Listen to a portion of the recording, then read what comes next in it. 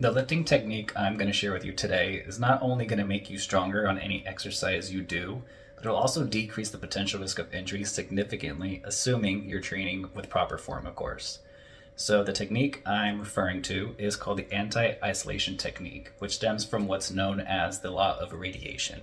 Basically, the law of irradiation says that when a muscle works hard, it recruits other muscles around it, and once those muscles are playing a helping hand in the work, it amplifies your strength.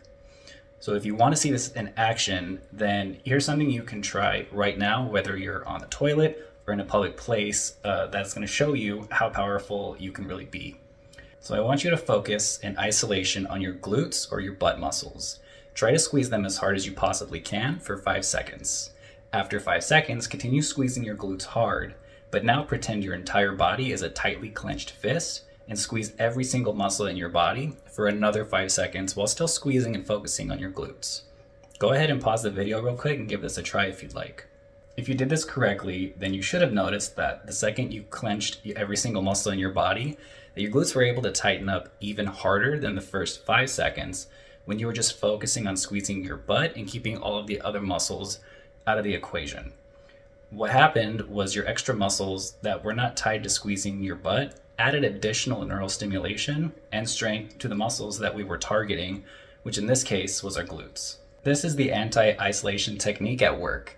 Now imagine you're doing a deadlift or a bicep curl or a push-up or any exercise and you want to push yourself because you know you have 1 or maybe 2 more reps to give, but you don't want sloppy form.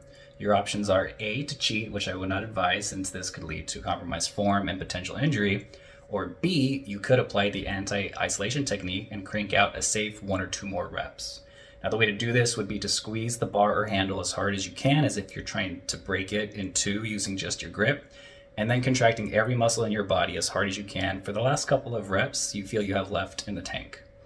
Not only does this technique provide you with that extra bit of strength you didn't know you had, but it also improves the safety of each exercise since you'll be dramatically improving body stability. Now, this doesn't mean you should be a tightly clenched fist from the beginning of every single set for every single rep.